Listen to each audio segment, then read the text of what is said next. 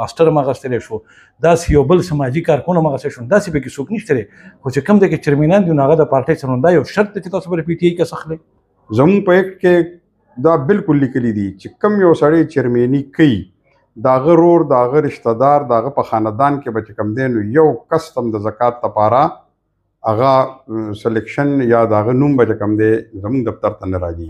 ریسنټلی ستاسو یو بل پیکج هم اناونس شوی چې په هغې کې په یو کور کې 9 کسانو د وزیر اعلی سکیم هغه پیسې واخیستې، نو دغه شانتې به د زکات ته پیسې هم تقسیمیږي. دا دوه خبرې کېږي، دې باره کې تاسو څه ویل غواړئ؟ بسم الله الرحمن الرحیم. زور خان ما تاسو ګورئ پروګرام سیاسي وادي. نننی پروګرام کې زموږ سره موجود دی د ډسټرکټ مردان زکات چیرمین ملک جانزیب خان. کله نه چې تاسو چیرمین جوړ شوی موږ تاسو یو پروګرام کړو، د هغې نه پس د حلقې خلکو یا زموږ سره چې ابتري کارډ چېرته خبرې کوي یا ناست یو، نو هغوی یو خبره کوي چې ټیک ده چې دا سړی فیملی بیک ګراونډ خپله باندې دی ټیک دی، خو د ویلیج کونسل په سطح باندې چې کومې کابینې جوړېږي په هغې باندې نیوکې کېږي، هغه 2 ځله 3 ځله جوړ شو، بیا د هغې نه پس په هغې چیرمینانو باندې دا نیوکې هم کېږي چې کله هم د زکات خبره شوې ده نو هغوی په خپل فیملی کې چې دی نو هغه ډسټریبیوټ کړي دي، تقسیم کړي دي، عام سړي ته نه دي رسېدلي.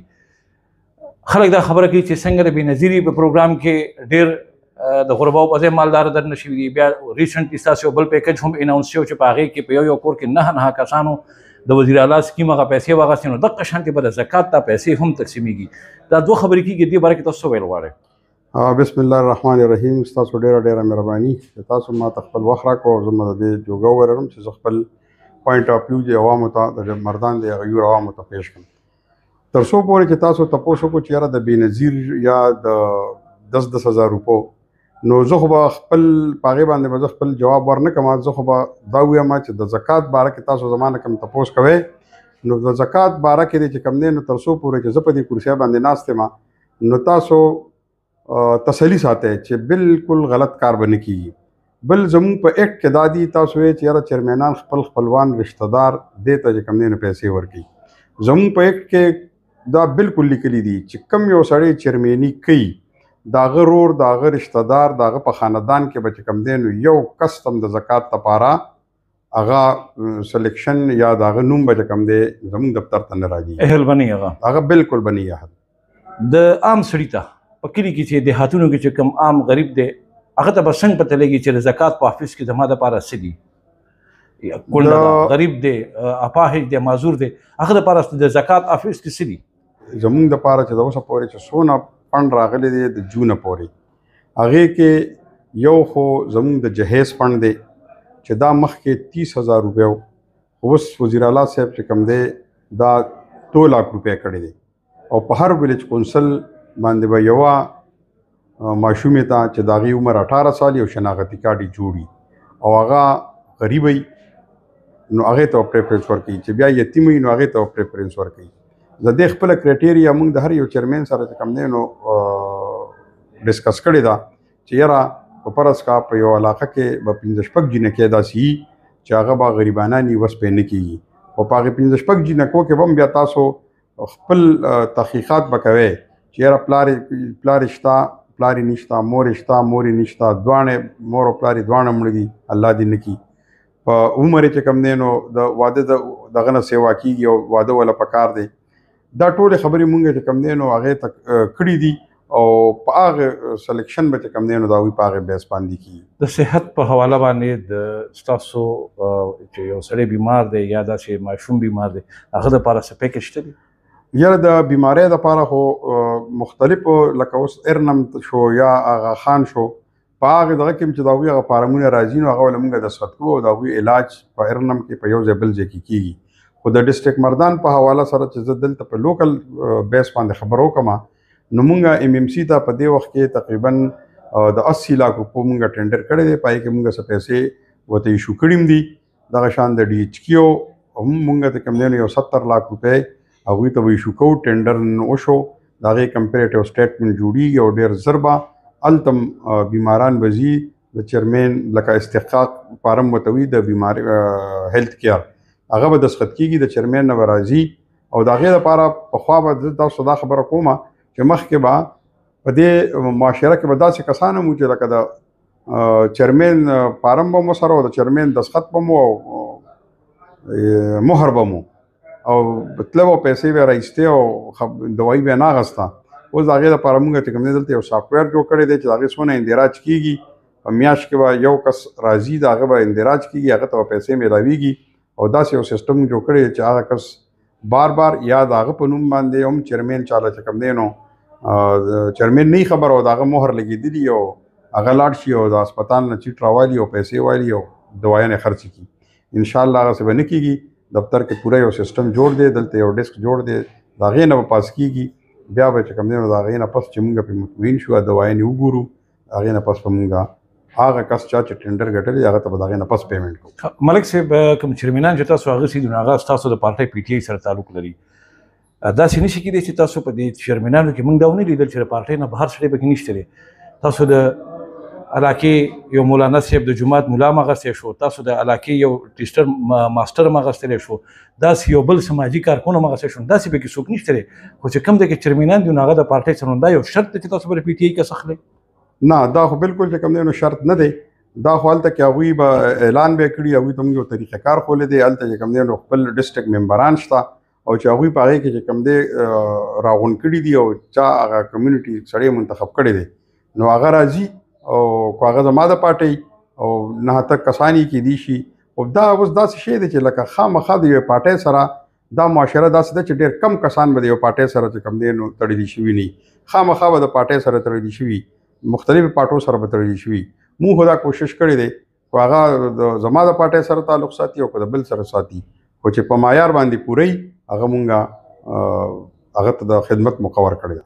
د دې لپاره کوم داسې کوم کس چې الیجیبل دی یا د هغه د کرایټیریا د څه کرایټیریا ده د یو چیرمین؟ یاره کرایټیریا خو د چیرمین دا ده چې هغه په خپله چې کوم دی نو د زکات اخیستلو یعنې په هغه زکات نه کېږي او کوشش دی چې لکه هغه سماجي کارکونه وي او چونکې د چیرمینانو پیسې میسې نشته، ټي اې ډي اې نشته، نو چې په هغې کې د خدمت جذبه وي او کم از کم میټریک او 35 سال عمر وي. لکه ینګ ډېر ینګ نه 35 پلس هم کېدی شي او د 35 نه کم عمر او د میټریک نه لاندې تعلیم والا مونږ ته قابل قبول نه وي. ملک صاحب داسې یو فیملي ده چې د هغې کې یو ماشومه ده، یتیمه ده، یسیره ده او هغې واده دی، د هغې سره د جهیز نشته دی، هغه ستاسو چیرمین ته اپروچ نشي کولی. په کلي کې داسې حالات وي چې یاره نه لګي، د یو بل دښمنۍ دي، تربګنۍ دي، یا ممبرانو کې یا د پارټۍ مسلې چې وایي دغه پی ټي آی والا دی، زه نیشنل پارټۍ سره یم یا د ایکس واي زیډ بلې پارټۍ سره یم، نو زه دوی ته نه شم ویلی او هغه ډېره غریب وي. هغه زنانه به څنګه تاسو ته اپروچ کړي او د هغې زنانه آیا رایټ شته دی که نه چې تاسو سره دغه وکړي؟ مونږ د خپلو چیرمینیانو ته یا دغه کمیټۍ ته دا ویلي دي چې په دې کې به ارسپیکټ اف اني پارټي پالیټکس په دې کې نه، دا صرف د زکات او د غریبانانو پیسې دي. هغه غریب چې کوم دی نو پاره پارټۍ کې هم کېدي شي او په پارټۍ کې نه هم شي کېدی. نو چې د څوک دا غواړي چې یاره دا زما چې کوم دی نو دا حق کېږي نو زما د دفتر د دروازې ورته کولاوي دي، هغوی راتلی شي او انشاءالله د هغوی سره پوره انصاف کېږي. ملک صاحب په دې باندې موږ بار بار پروګرام کوو چونکې ټایم هم کم دی، تاسو هم یو میټینګ روان یې، اخري یو پوښتنه کوم او په دې سره به زه خپل پروګرام هم ختموم. د ویلیج کونسل په سطح باندې د جهیز دپاره ستاسو څه پیکج دی او هغه چاته الاؤډ دی؟ د جهیز خو ما تاسو ته ووایي چې 2 लाख روپۍ یو 18 سال جینۍ ته چې د زکات د جوګۍ چې د پلار چې کم دی نو وس نه کېږي، د مور وس نه کېږي، هغې ته موږ 2 لکه روپۍ ورکوو. باقي بل زه دا خبره کوم چیرمینانو ته وایم او دغې خلکو ته وایم چې یاره داسې خلک چې کم دی نو سلیکټ کړئ چې سبا ستاسو خدای ته چې کم دی غاړه ازادي. زمونږ تاسو باندې اعتبار کړی دی، دغه کمیونټي کې لاړ شئ وګورئ، په هغې کې به دشمنۍ تربګنۍ دا به نه کوئ او چې د څوک هم وس کېږي خو آیا ستاسو سره دښمني وي او چې هغه ماشومه حقداري نو هغې ته د دغه پیسې میلاو شي. انشاءالله داسې به کېږي. باقي زه تاسو یو ایکسپلین کوم تاسو ته داسې چې که چېرې تاسو ته زمونږ چیرمینان یا د هغې علاقې خانواده داسې خلک خو هغه تاسو ته ووایي چې زه ستا دپاره چې کوم دی ستا د دې لور دپاره د جهیز فنډ د دفتر نه راوباسم 2 لکه روپۍ دي، دونه پکې ماله راکړه، دونه پلاني له راکړه، نو ستاسو د قسم وي چې ټکه موله ورنه کوي، ځکه چې دا پیسې به ستاسو په نوم ستاسو په بینک کې به ستاسو په نوم اکاونټ کولاویږي. مخکې خو به چیرمینانو دسخط کو وایس چیرمین به ورسره دسخط پې وکړو نو په هغې باندې دومره چک نه و. اوس چې کم بینیفیشري دي څوک چې د حقدار دي د هغوی په نوم به اکاونټ کولاویږي، خاص کر په د زنانو په سلسله کې کم چې د جهیز پیسې دي دا به هغوی ته ځي. دا ستاسو خواته به درشي او تاسو نه څوک غوښتي هم نشي او زه ستاسو سره شا په شا ولاړ یم، ستاسو سره اوږه په اوږه ولاړ یم. که زما چیرمین یا بل یو داسې خانواده خلک په علاقه کې تاسو نه دا توقع کړي چې موږ ته پیسې راکړئ نو تاسو ما ته وایه، زه پوه شم هغه پوه شه. باقي چې کوم اوس سهارا کارت دی وزیر اعلی صاحب 10,000 روپۍ پر منت کړي یا روشن مستقبل دی د ماشومانو دپاره کم چې د 15 کالو نه واله د 2 کالو دپاره دی، زنانه چې کومې کونډې دي هغه د سهارا د 45 سال او پلس دي د هغوی دپاره هم 10,000 روپۍ دي.